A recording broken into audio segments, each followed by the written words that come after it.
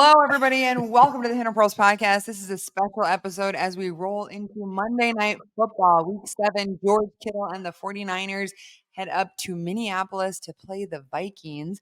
TJ Hawkinson for nothing less than National Tight Ends Day. National Tight Ends Day. It's a holiday. National Tight Ends Day. It's a holiday. As it should be. Happy holidays, everybody. We are excited. Hope everyone's planning something special for the holiday weekend. We know cakes are being made. In the shape of tight ends everywhere. Mm-hmm. Excellent. George, how do you feel about not playing on the Sunday of tight ends? Is that a thing? It's crazy, man. It's just, super happy that I get the opportunity to play football on Monday Night Football. Great day for football. To schedule me the day after National Tight Ends Day, while some might take that as a negative or, just lack of respect, I, however, am taking that as two things. One, I get to play my good old buddy TJ Hawkinson but also I celebrate National Tight Ends Day every day of the week. So I'm still playing on National Tight Ends Day in my own mind. So please celebrate with me, guys. Well, it's a lot like the Kittle family birthday tradition. You get 3 days. It lasts days. the whole month. No, it's the whole month. So that's it's all Jan changed that. Jan changed that. That's Jan's rule. 77 is your birthday lasts the whole month now. Yes, accurate. So there you go. There was an amendment to that. It used to be 77 was 3 days, and now it is a full month. Yeah. We appreciate that. We kind of were going to slip it to a week, and then she just jumped all the way to a month. So anyway, all good. No little kids are crying about that. All right. Let's talk some football. Week 7, Monday Night Football. Yeah, it's coming. I have to say this though, real quick. National Tight Ends Day also.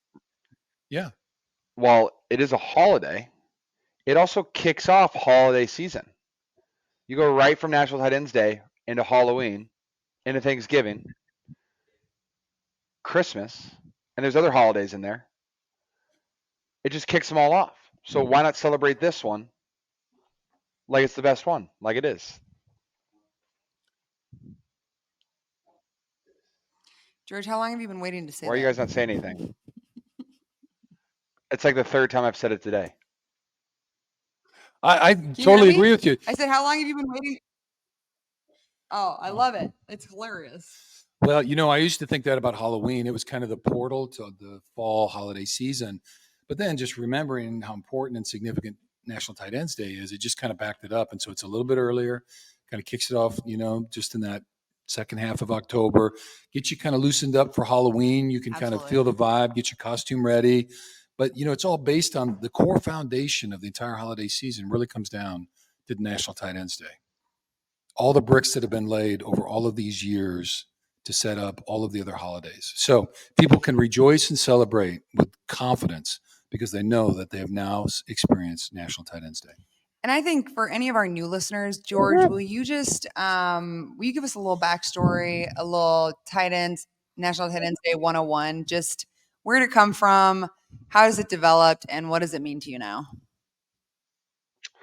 National Tight Ends Day was started. It was started September 2018. That's when it was first originated. We later set the date to late October so it could be closer to all of the holidays so it could kick them off and give the holiday season an actual kickoff. That's what we discussed. It started 2018, week 2, my first mic'd up of the season. We're playing the Detroit Lions in Levi Stadium, home opener. And we decided, I was mic'd up. Tight ends were having a great, warm up. We're all fired up, having a great time. Me, Garrett Selleck, Ross Dwelly, Cole Wick, all fired up, feeling great vibes and warm ups. And we were saying it's Tight Ends Day, and Jimmy G was like, National Tight Ends Day? And we're like, yeah, it's a holiday. And he's like, it's a holiday. And so we spent the rest of the day, and Garrett Selleck scored a touchdown, screaming National Tight Ends Day. And then nothing happened for the rest of the year. Quiet. It was super quiet. Nothing happened. And then all of a sudden, the following spring, tight ends come out of hibernation. The NFL wants to do more with National Tight Ends Day. And so what we did was gave it a firm date, the last weekend of October, or the third weekend of October, I think is what it is. And so that's what we decided on. Is it the fourth weekend? I don't know. No. Let's see. Uh, this one it is Because we because played on there's the 5 weeks in first, we October. played on the 8th. Yeah, so it's the fourth week. And so we get it scheduled. 2019 it's a holiday. They have tight ends all the league mic'd up. Tight ends are scoring touchdowns, and then it's kind of grown from that. Now we get T-shirts, some PSA, some fun videos, commercials about it. We're very excited about National Tight Ends Day, and the fact that it is official. It's on calendars. Just don't check yours, but we can get you a new one. Yeah, Google actually came out and Apple and said they were working on their new calendars to include National Tight Ends Day, which has been pretty exciting for everybody. It's a thing. All righty then. So we've got that to look forward to, plus a riveting game against the Minnesota Vikings. How about we'll just check in on the good old NFC West and the results from last week. So San Francisco still sits at the top, 5-1. Seattle Seahawks 3-2 now after they lost to the Bengals. What was that? 17-13. And then the Rams and Cards teed it up. So the Rams end up coming out on top of that, 26-9. The Rams are now 3-3, and Cardinals fall to 1-5. But there's a fire burning there, so we're expecting more out of those guys. So we'll see how that kind of goes. Well, let's jump into a little Vikings preview, George. Unless you got more on National Tight Ends Day. No, I don't have anything Okay. on National Tight Ends Day. Vikings coming in 2-4. Last week they beat the Bears 19-13, and just a fun, riveting game for everybody. Yeah, George, let's take a look at this week's game. Monday Night Football up in the Twin Cities, the big U.S. Bank Stadium. Pretty exciting. So we'll be playing the Vikings, who come in at 2-4 after a rigorous, beautiful game against the Bears, where they won 19-13. So we're good there. And just a little shout out to our boys over in Detroit. Kind of exciting as they lead the Central Division in the NFC now, at a record of 5-1. So just whooping up on everybody. So good for them. But anyway, all right, George, we want to talk some players and all that kind of stuff. I know you've looked at a little bit of it. It's a Monday night game, so not quite as far along as you might be normally because the week's a little different for you. But anyway, what can you tell us about them Minnesota Vikings? The Minnesota Vikings, We're going up north. Make sure you bring a toboggan, It could be a little cold outside. Good thing we play in the dome, though. Let's see. What do I want to talk about with the Minnesota Vikings? Besides it being an awesome stadium, wonderful environment, the skull chant and the clap are going to be phenomenal. It's going to be loud, a lot of purple. There's going to be a lot of red in there at some point. I know that. But a lot of purple. Let's see. What else? Actually, I would say Yeah, as an away stadium, the Viking Stadium is my favorite because the acoustics are so good and I love the drum. I just think it's so fun. I love that it's inside also. Yep. It's incredibly steep. You can't hear anything.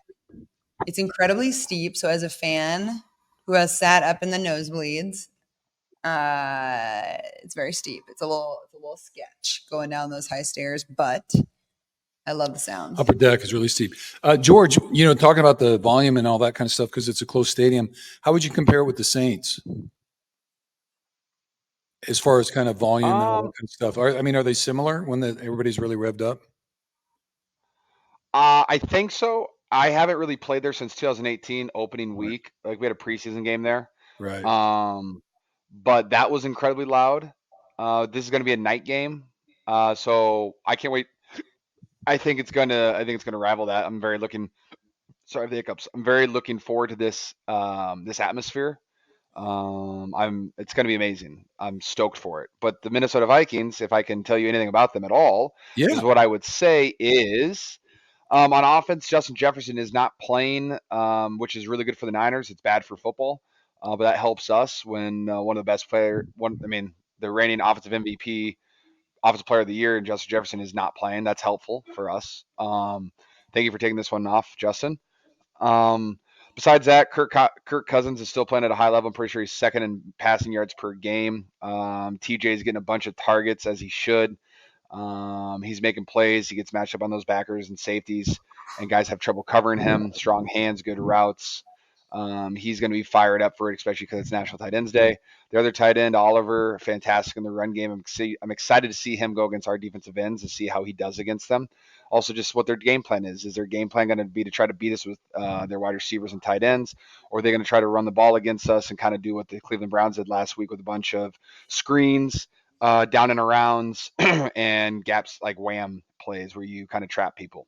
So going to see what they. I'm going to see what they do. Kirk Cousins is an awesome quarterback, an awesome dude.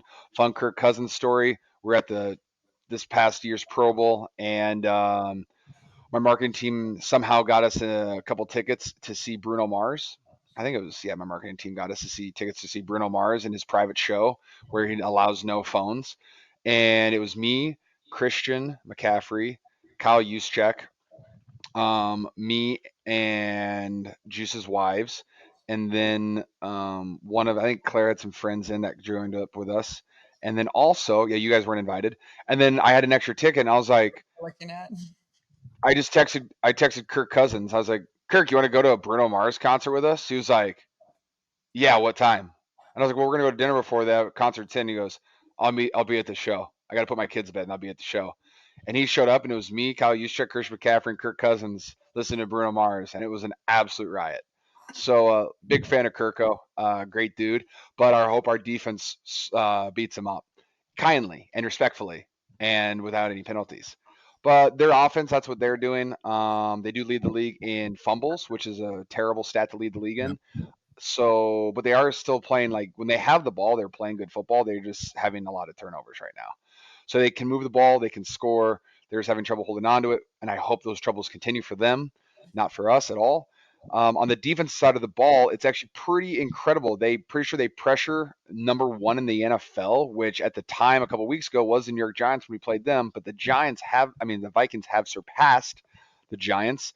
They do so many blitzes. They blitz almost every play. If there's four guys on the line of scrimmage, they're bringing two more, whether it's Harrison Smith, number 44, one of their inside linebackers. They blitz people all over the field. It is like 5 to 7 people are rushing almost every single play. So a lot of hectic. And the only way to get people to stop blitzing, Dad, is what? Run the ball or pick it up and burn them. There you go. Pick it up and burn them. Burn Got to be them when they blitz.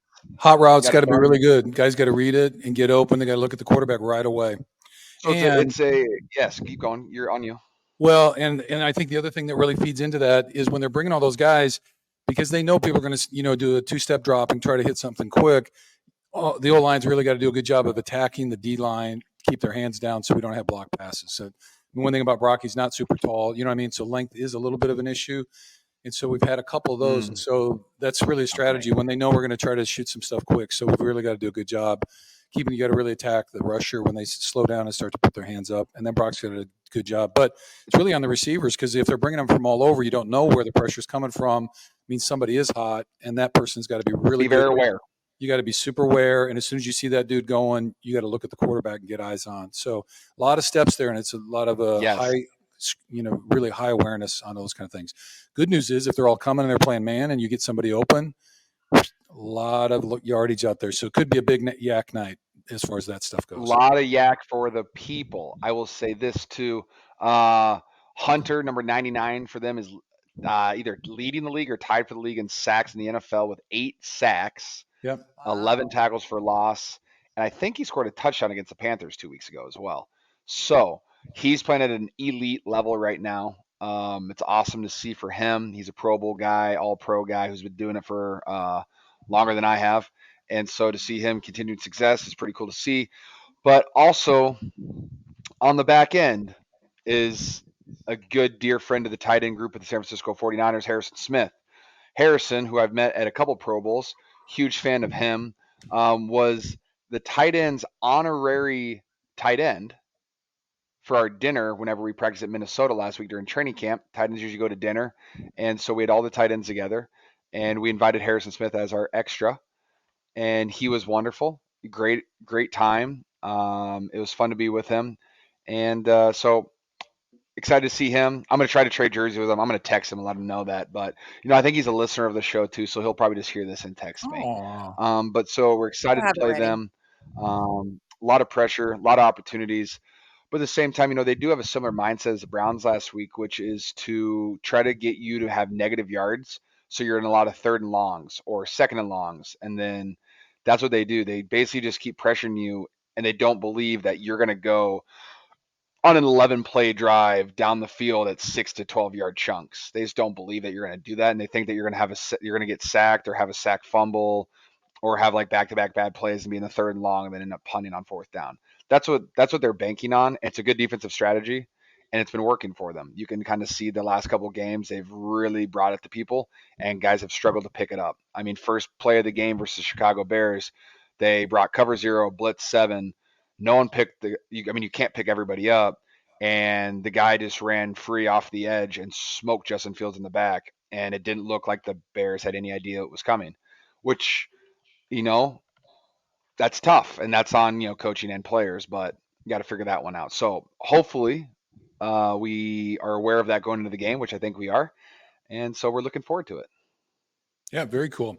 Yeah, they're as far as sacks, and I know that individual, but sacks, they've got 18 on the year. They're ninth in the league with that. Niners have 15 on the season, and they're 15th. So kind of interesting that way. Wow. Well, sure. How's our friend Mr. Hawkinson doing? TJ Hawkinson, I think he's doing well. You know what? It's been about 2 weeks since I've texted TJ. I will probably shoot him a text. Not tonight. It's a little late for him, but I'll probably talk to him tomorrow a little bit. Might see him on Saturday or Sunday. Yeah, we fly in Saturday night. I might see him Sunday. Say what's up to him.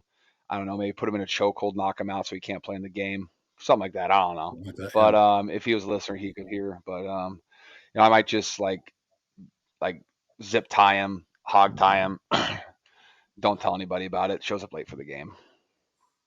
Yeah, I don't definitely. think no one would get mad at me, right? No, they wouldn't even notice he's gone.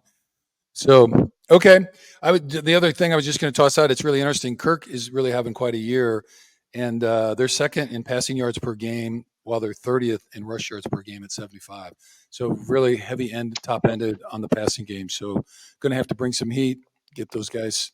Nice thing about it is, I mean, Kirk's mobile, but not like super twitchy. So be a little bit easier containing in the pocket. So It's fun if you watch Kirk's film. You can stand there and watch him stand in the pocket, and he'll go his back foot hits, and he's looking at his first read, and then he hitches to his second, and he goes to his third, and if he has time to go through all three, he's a machine. And if number one's open in the rhythm, rips it. If number one's not open, hitch. Number two's open, rips it. I mean, he's like, I don't want to say he's a robot, but like he's just his efficiency is right, there, and you can just see it. And if you give him the throwing lanes, he can make those throws. yeah, And he has a confidence to him too. It's not like he's not like I don't know, like he just has his Kirk has his own swagger to him that I've really appreciated getting to kind of see from whether it's a Pro Bowl or seeing him at different events that we've done together. He just has this energy to him, and you can sense it. And like he's been in the league for as long as he's been in the league and playing at a high level because he's a really good football player who's confident in himself. And right. so it's he is a very talented quarterback who's playing at a high level. And once Justin Jefferson gets back, that will help too. But once they stop turning the ball over so much, they're a very talented team with a good offensive coordinator. Yeah. Well, that'd be really fun. Yeah, he's very efficient with his progressions through the read, and he's a smart player, knows defenses and coverages and all that stuff. So, well, it's going to be quite a Not very many matchup. mistakes. So, and then we we took it in the shorts a little bit last week, George, on the pin and pull plays, as you mentioned up front. So I'm kind of curious about that. Some teams, so there's no doubt that we're going to see that. And then they matched it up with the pin and pull, like you said, then the wham. So they kind of get you coming and going both directions out of the same set. So thought they did a good job with all that. So, all right, anything else on the You're talking, Vikings? you're talking, are we going back to talk about the Browns? Or we're going to keep talking about the Not Vikings? necessarily. I'm just saying I'm kind of expecting to see some more of that if they do that kind of run game stuff because it was pretty effective. So I think that's a little something we got to kind of figure out. The thing about the NFL is that it is a copycat league, and when teams see things that work, they do them until you can snuff them out. Whether it's as an offense, hey, if they give this blitz, it really gives you guys fits. If they do this, it gives them fits. Until you stop it and you execute against those things, you just keep getting them and you keep getting them. And it is an avalanche or a waterfall, whatever you want to say. You just keep getting them. And so our defense Tsunami. is going to get screened. Our defense is going to get screened, pin and pulled, and trapped hardcore for the next couple weeks until they can say, nah, not anymore. Right. Not so fast, my friend. Who says that, Emma?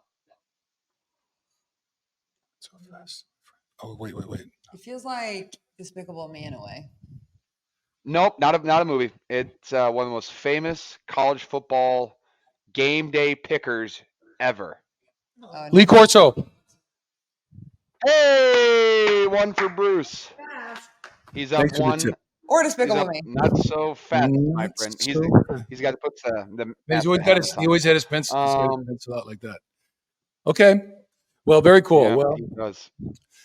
we'll look for a little bit more progression on that stuff. So, okay. All right. Well, we're very excited about that, and it should be really great. And we are looking forward to that game and being up there with our friends in purple. And it should be a little bit wild. So, George, we got a couple things down the line. We got a couple questions for you. Before we get to that, I've kind of enjoyed you've been sharing a little bit of kind of your mindful mental prep stuff. Just wondering if you had a moment this week, just since the last thing you kind of shared with us about your mental prep process or just mindset as you come back in after a tough road loss or something like that. Like, how do you reframe things and kind of show up again and reload? Because it's a super long season, and I mean, I just anything in there that's kind of like you were intentional about resetting things. So I woke up Monday morning, and that's one thing I wake up, I'm like, damn, I woke up today and the sun's shining. Wow, this is pretty cool. So that was the first thing that helped my Monday morning after a loss. And then I go downstairs and whatever I did in the morning, and I go to my shoe room to pick out my shoes, and sitting right there in the middle of the floor where I had put it the last Friday before I left for Cleveland, so I wouldn't forget. I'd be sure to remind myself, and I hadn't been to my shoe room in a couple days. Was this hat, my Monday Night Football hat? I set in the middle of my floor, so the next time I went in there, which I knew was going to be Monday, I would see it instantly. And the only week of the year that I wear this hat is Monday Night Football, because Monday Night Football is a different mindset. You have an extra day to prepare. So I play on Sunday. Monday's a total off day. Tuesday is Monday. Ooh, it's just confusing. Tuesday is my Monday. A normal Wednesday is my Tuesday. Thursday is my Wednesday. So today was my Wednesday in the football week, right? So today is Thursday, and for all the real world people out there, but it was my Wednesday because we don't play till Monday, so everything just gets pushed back a day. And so you have to have this mindset of, okay, I get an extra day off. What am I going to do with that? How am I going to get my body to bounce back? How am I going to get my mind to bounce back? And so whatever you do on Monday, Tuesday, or Wednesday, because they're your 3 off days, and you go in and watch film and we talk about the stuff that happened, or yada yada yada, all that stuff. But you have that extra day to prepare, and then you're preparing for this whole week, right? And it was funny because I had some teammates today talking to me about, yeah, my girlfriend texted me, and she's just looking forward to the weekend. And it's like today was my Monday for everyone else out there. Like today was my Monday, and everyone else it's Thursday for them. They've got one work day left, and I just started mine. And it's just kind of weird to think like that. But Monday Night Football, you have this extra day. Your week's messed up, schedule's kind of funky. You're traveling again. You don't play till 7 something Central Time. I'm not gonna get home till 4 a.m. Then you wake up and it's Tuesday, and you play that following Sunday, and so you lose an entire off day. You lose a whole night of sleep, and hey, go play football again. And it's a whole different beast. That it's kind of like Thursday night football. It's just completely different. And you don't, like a lot of guys, they see that extra off day and they could go out, they could stay up late playing video games, or hang out with their buddies and stuff like that. But really, I just try to play as much catch up as I can. And I sleep as much as I possibly can because it's the number one form of recovery. But that's kind of Monday Night Football. But to go back to it, I saw this hat laying on the middle floor, and I picked it up and I said, God damn it, it's Monday Night Football week. Get your mind right. I put that hat on. I wear it everywhere, to the facility, workouts, whatever it is. I wear it. Don't take it off. I put it on. It's there everywhere because I want everybody else to know what week it is and what it means when you're the only game the entire day. Everybody else is done. There's nothing else. The whole week before is all over. National Titans Day has been celebrated. A game was played tonight, the Saints and the Jacksonville Jaguars, and today was my first day of practice. So like we've got a couple days, and it's the cherry on top was Monday Night Football is, and I'm excited about it, but it's a different beast. So get your mind right.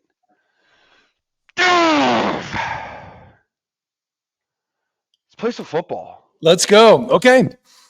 All right. I like that. Thank you for the insight on Monday Night Football. It is just, I think I always love to have that conversation about your weeks. I don't think people outside of football, because other sports are a little bit different, how much routine is built into football prep during the season. I mean, it's just like so lockstep. We do the exact same thing. If you play on a Sunday, Monday's exactly the same, blah, blah, blah. And then if they move the date of the game, whatever date that is, that becomes your Sunday.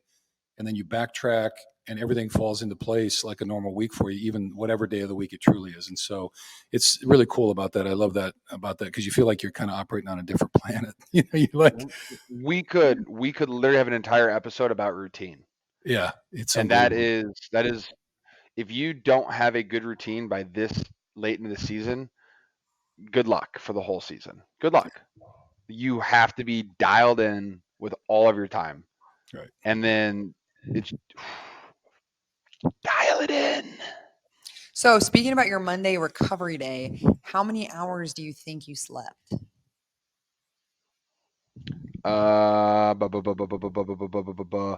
Monday night, Tuesday night, Wednesday night, I was asleep by like 9:30, maybe 10, maybe, but 9:30. I mean, I have trouble sleeping longer than 8 hours. Like Nick Bosa can go to sleep at 10 p.m. and wake up at 10 a.m. like it's no one's business. I don't know how he does it. He doesn't take any melatonin or anything like that. He just sleeps for 12 hours. He might wake up to go to the bathroom. I've asked him. I'm like, dude, what do you do? He goes, I pee like once, and then like I just go back to sleep because I'm tired, and then I wake up at 10. I'm just like, dude, what is wrong with you? So jealous. But for me, if I get over 8 hours, I'm doing great work, and so I just try to catch up, try to make sure I'm overemphasizing over 8 hours of sleep because in years past when I had that extra day, I was super excited about it. I stayed up late, played video games with the boys, yada yada yada. Comes back to bite you the following week when you're super tired. Does creeps around on you. So, So all right. mature, George. So mature. Okay. Let's see. Our other category for this week. So we're going to come into the questions in a minute, but we have your selection: Deanie, wine, shoes, or food.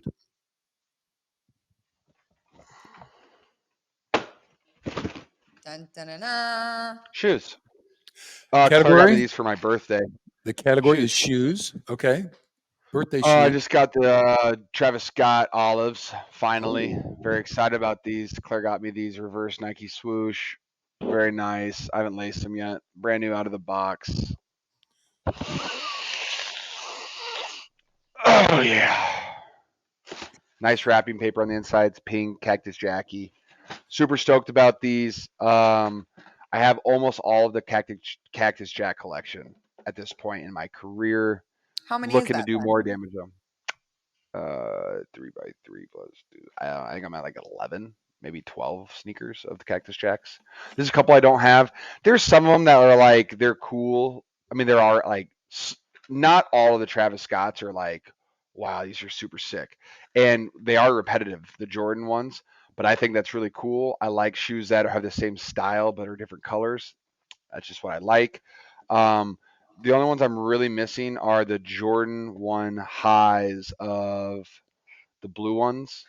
I'm missing those, but that could be a Christmas gift or something like that because I don't really want to purchase those. They're kind of expensive. Wink.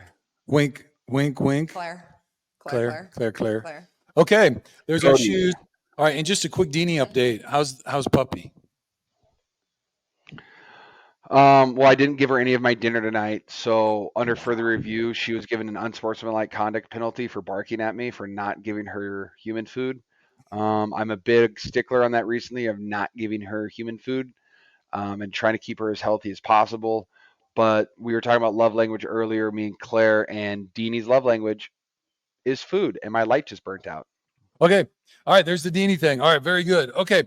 Emma, what about We Ask have a George? football 101 question, Oh, guys. football And 101. I have to Okay. be honest, this is the first submission we've had in a minute. So I'm really excited about this. This is from Richard Giles.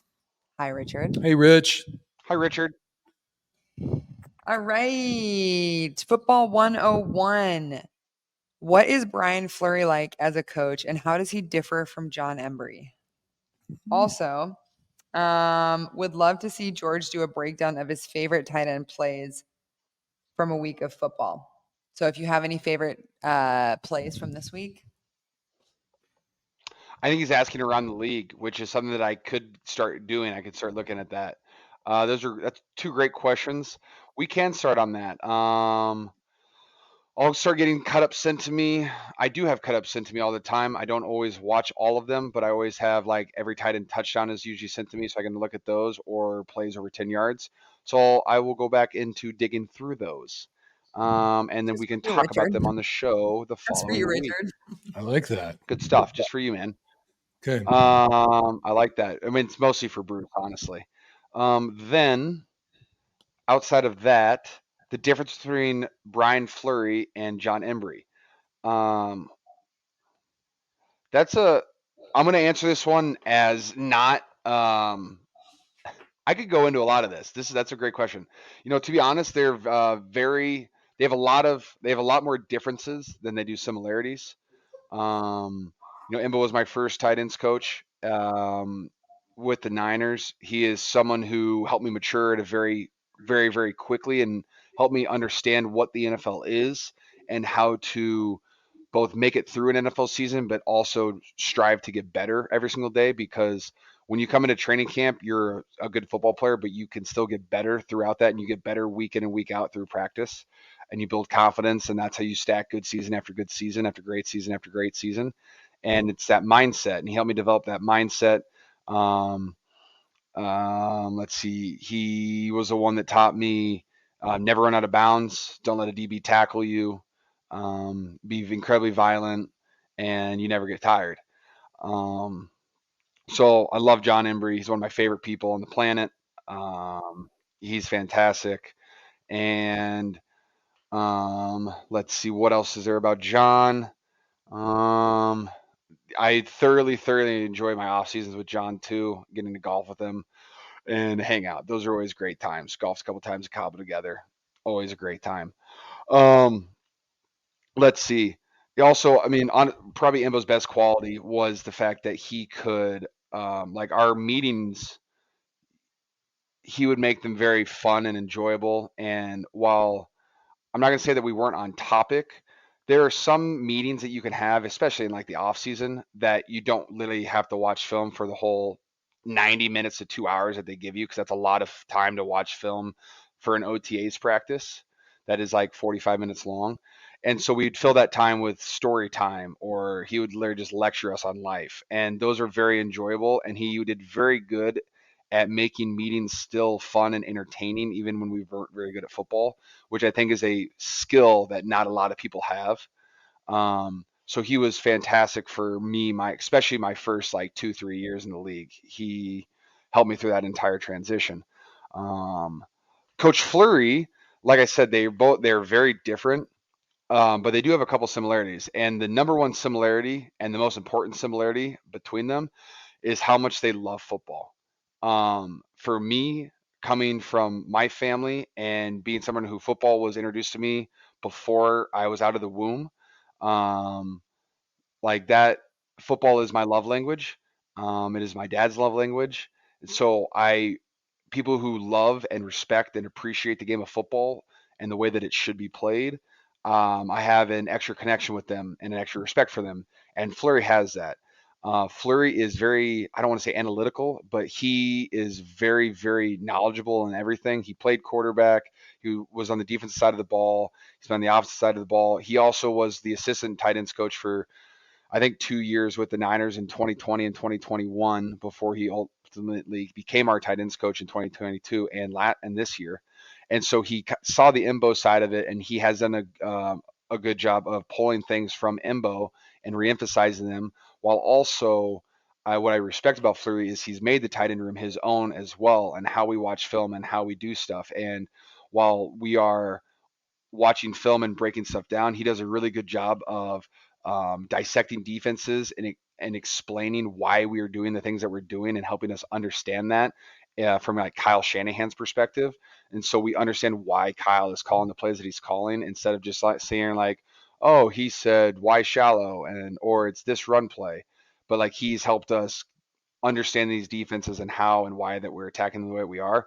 And Fleury's also he's a guy that he's part, kind of with the run game coordinators, and so he's making these run plays. And I get to sit in his office with him on Mondays and Tuesdays, and mostly Mondays, and like just kind of sit with him as he breaks down film and and watch him create these run plays and how he wants to attack defenses or how he thinks Kyle would want to attack them.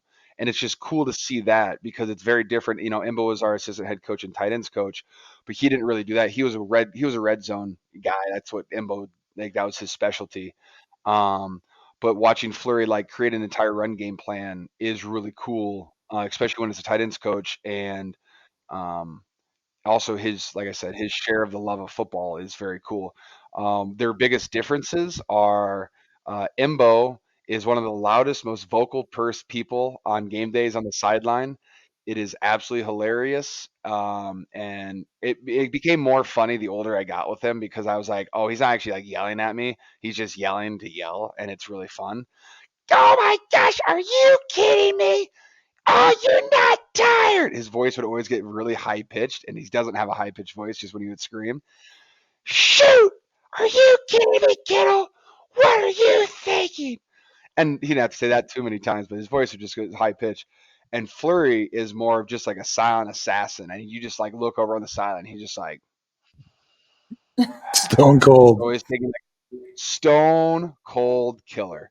And I appreciate that. And there's positive and negatives to both sides of that. And I'm getting used to Fleury now for being in my second year. But it's vastly different. Um, but I am getting used to it. The loudness and that energetic is something that I was, like I said, like that was my tight end coach in college. That was my tight end coach my first 5 years, and so Fleury's been probably the most different tight end coach that I've had. But the things I've learned from him and the things he's helped me with are awesome, and so I thoroughly enjoy having Brian Fleury as my tight ends coach. And there you have it, 49ers tight end Wow. coaches. All right. Very cool. All right. And I'm going to make a note. Next week, we're going to come back, circle in, and maybe one or two favorite tight end plays or touchdowns from the week that we're That'd be reviewing. really cool. Cool. All right. Tammy, will you just text me to remind me that? You Yes. you could text me right now, and I'll text my video guy. Okay. all right. And then, is there another question? Or are we good? We have another one. Okay. Cassia Salmon. I'm so sorry if that's not how I pronounce your name, but hello, Cassia. Hello, Cassie. Hi. How did you get the adorable chip in your tooth? How did you get the adorable chip in your tooth? Ha ha. All right. True story. Let's see. I was 18 years old. 17? I think 18. I'm gonna say 18. I think 18. 17 or 18 years old. I was on spring break down in South Texas with my sister, her boyfriend at the time, and two of my good friends. I had recently found out what Four Locos were. Super fun. PSA: I was not a big drinker throughout high school at all. My body was my temple.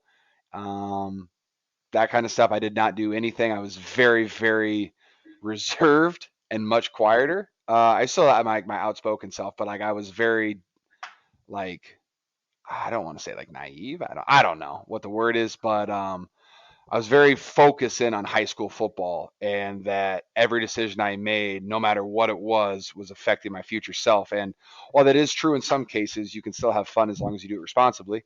But I'm not advocating for underage drinking at all. Don't do that. Anyways, I was underage drinking. Not my parents' fault. They had no idea I was doing it. It was 100% my sister's fault. And we're playing the game quarters where you bounce the quarters into the cup. Somehow I was drinking a lot of those. Wasn't playing too hot at the time, and something I ended up doing having to do push-ups because I spilled something. Floor is wet, tile floor, doing a push-up, went to push-up, hand slipped, face plant, boom, there goes my tooth. Chip tooth. Yep. And the good news was I was intoxicated, so I didn't really feel too much of that. Next morning I woke up, nerve was exposed, super, super tough headache. We woke up like at 6 a.m. too, because we had to drive 10 hours back to Norman, Oklahoma. Woof. So that was a brutal drive. My mom didn't know us until like our first stop. Did you chip your tooth? No, I didn't. I didn't chip my tooth. Let me see it. Chipped tooth. So I got my tooth fixed because the nerve was exposed, and so it was full. And then that fall, I was at downtown Iowa City, my first year of college. Yeah, so I was 18. So it was that fall. I was downtown, and my best man, Andy Topping, we're at a bar that they sold like $5 bottles of champagne, and he bought one, and he was like, George, champagne, and I had just walked in the bar to the dance floor, like just I'm talking 10 seconds, just got there, and the cooler of champagne's like right when you walk into the dance floor, or right before it, and we always bought them just for fun because it was $5 for champagne, like instant hangover, unless you're 19, and you can just drink it. And not a big champagne guy. Maybe this is why. And I look at him like I'm good, and as I'm like turning away, like just kind of half tosses it slash is trying to give it to me, and just smokes me right in the tooth. Boom, head shoots back. I'm like, oh no. And I look down and like I'm like holding the chip in my hand, and I was just like, all right. And I was just like, I thought it was gonna hurt.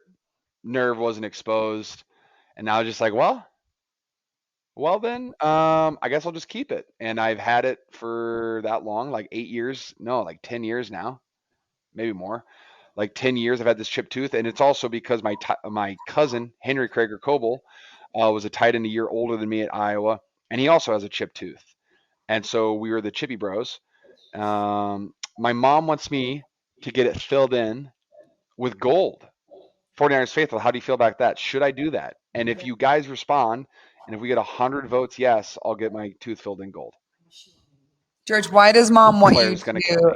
Why does mom want you to Go with gold. refill with gold? Oh, her dad, Five and Bub Krager, had gold in his front teeth at the bottom because he had a little chip in it.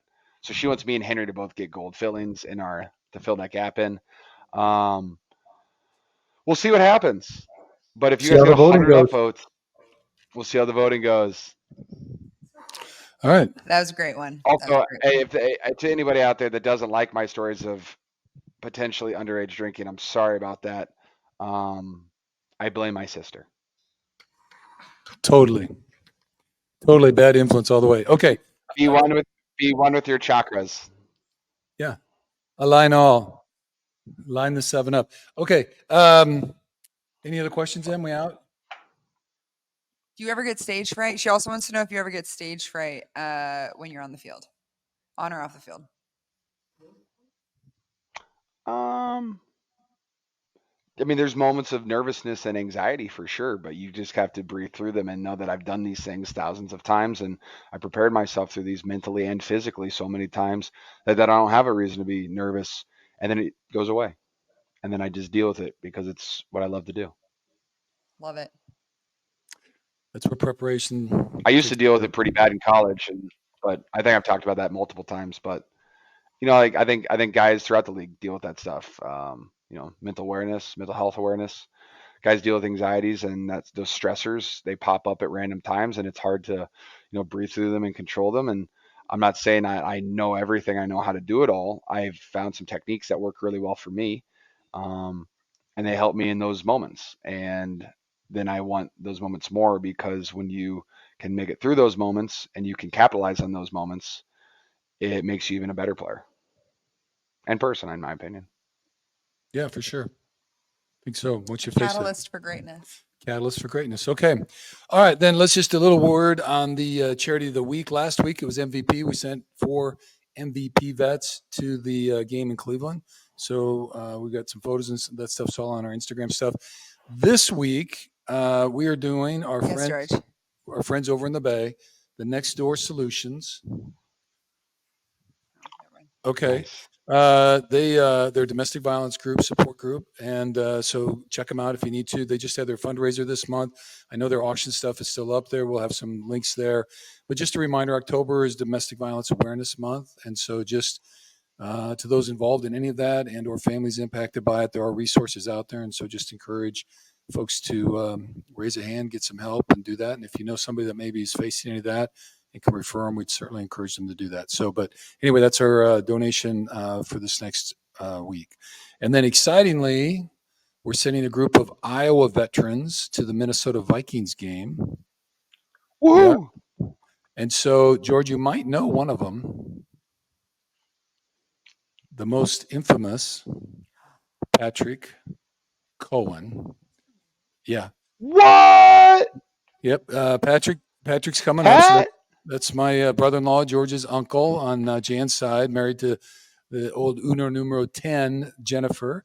So anyway, we're super excited to do that. So he's bringing up, and so he's got other three Iowa veterans that are all coming up that all served, did Gulf War stuff and all that kind of thing. So they're all coming up. So we're excited to host them and have them at the Vikings game cheering you on. That's So awesome. should be really fun. Yeah, we're looking forward to that. So really cool. So, all right, then as we're closing out, any hidden pearls out there? And I'm going to start on this one.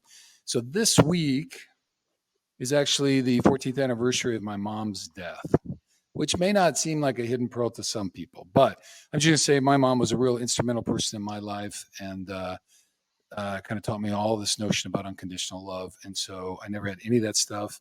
I always had a full belly and somebody look me in the eye and give me a big hug and tell me that they love me. And it was pretty cool. So anyway, and I know that's not everybody's life, but she really shaped me. And so we still miss her. And it was really actually fun this week with the kid's birthday. Jan found a couple pictures with both my mom and dad, but particularly my mom with the kids and with little Emmy and all that kind of stuff. So that was really fun to kind of remember back. So anyway, shout out to Phyllis Ann, who I know is watching over. She's hovering over Levi's Stadium and she'll be floating over the Vikings there a little bit, seeing what she can throw down on old Kirky Cousins. So anyway, so that's my hidden pearl, just a great memory and just the power of love and connection and being there for somebody. So anyway, all right. Anybody else? Any hidden pearls or reasons for hope that you've come across this week that you want to share? I have one. Last night I was in Phoenix, Arizona, and I got to see one of our other family members, my mom's eighth sister, the Nye families. And my cousin Jessie is about to welcome a baby girl into the world.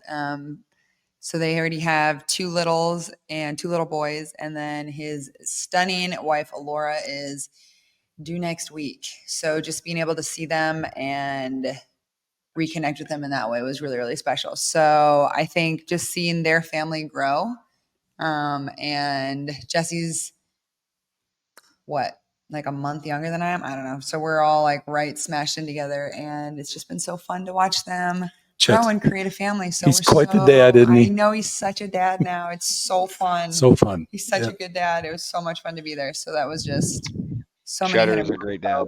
Cheddar's a great dad. Yep. Anyway. All right, Georgie, anything you want to add? Yes. A little bit of a humble brag. I won an award today. The award that I won was the Unity Award, and the team voted on it through our lovely community service, community relations team, and they voted on what player in the locker room brings guys together with cheer and love and interaction. And I won unanimously from my peers, and because of that, I got to choose a charity of my choice and donate $10,000 to them. And so Operation Freedom Pause is about to receive $10,000 from the San Francisco 49ers. No way! When do they find out? Tomorrow when we launch this? I have no idea. Oh my gosh, they're going to be. I told them about. They asked me where I wanted to send $10,000. I said Operation Freedom Pause. They know them. They will be on it. And then I think at our next home game, Dad, they're going to pull you pregame, and we're gonna have a big check, I think, or something like that. Oh, cool. Super fun. Aw. Oh, that'll be great. I'm, they'll be sobbing. They're gonna get this, and then whenever they do, they're gonna have to like pull over and cry and do all that stuff there. That will mean the world to them. So that's pretty cool. And they're also just heads up for that. When weekend is Cleats for a Cause, Georgie? Any idea? A couple more weeks, or is it Sometime in November. sometime November? Anyway, so they'll be on the shoes also. So that's pretty cool. So if you don't know Operation Freedom Paws, check them out. If you feel like helping, they rescue dogs, train them as service dogs, and match them with veterans struggling with PTSD. And it's been amazing, the outcome and results. So if you like dogs and you like helping veterans, they're a great organization, very well run, training super, and people are great. So anyway, so we're thrilled to help them. That's really cool, George. Well, congratulations on the Unity piece. Really fun. I got Do a you get, friendship bracelet for it too. oh, Aw. do you get like a little Unity? Is there a Unity flag or something that goes on your jersey? No, it was Okay. just by the 49ers. It wasn't Okay. like a league-wide thing. That's So awesome, no. George. I got it. Congratulations. I got a friendship bracelet, and I got to choose a charity to donate money to. I Thank you. like I'm it. pretty stoked about it. That's cool. All right. Very good. Okay. If nothing else, I'll end with the quote of the week. All right. If everything around you seems dark, look again, as you may be the light. One more time. If everything Damn! around One you, more time for the people in the back. if everything around you seems dark, look again. You may be the light. That's by Rumi. So sometimes we're always looking for somebody else to come rescue or to help and do all those kind of things. And a lot of times, if you're looking around and there's nobody else coming, you are the one you're looking for. So anyway, just encouragement to everybody to appreciate the power you hold within. Trust your voice, your intuition, claim it, stand up, be heard, be you. And let's take a look around and see who else might need a hand up and see how we can help make the world a better place with a little bit more love and a little bit more kindness. And again, all the victims and families impacted by recent events, our hearts are with you, and continue to pray for peaceful resolutions and wiser ways as we go forward. So, anyway, all right, that's kind of a wrap. El Presidente, you good? Anything else? Great. I'm great. All right. I'm excited. Georgie, thanks a lot for joining us. Really excited about this weekend. It'll be fun to be back in the Vikings. Happy holidays, That is everyone. your Grandpa Carl's all-time favorite team before you played the Niners. So he still has his hat from the 70s Super Bowls and the same jacket. So we tried to upgrade him a couple times, and he says they work just fine. So anyway, he has a super polyester puffy purple Vikings jacket. And like I swear, if he went by a light too close, it would just flame on. It's just the worst material. It's like super cheesy, super cheap. It's like awful. You're just like, Pop, up, get something that's actually like got down instead of like some kind of chemical in it. But anyway, he's a little stubborn in his ways, so he ain't budging. He'll be wearing that shit someday again. But anyway, Carl Yeah. stubborn. Never. And just a special shout out, we have a lot of family members traveling up to the Vikings game. So for any of you listening, we love you and we're so excited that you're making the trek up. Yep. So the Kragers will be in full effect at this game. I'm pretty excited about got that. a whole section labeled off for him, the ropes and the whole thing. So anyway, Mhm. all right. Well, signing off. You guys enjoy it. Watch the game on Monday night. George will be there. So we're super excited to be there and cheer you on and be part of that. And that should be really great. So thrilled and looking forward to another week of NFL football. And thank you too for sharing some of those insights. Great stories. So really appreciate that every week. So give Claire our best. Thank you, guys. I know she misses me terribly, but we'll be there soon enough. We love you guys. Love you. Bye, Dane. Bye, Mom. Bye, George.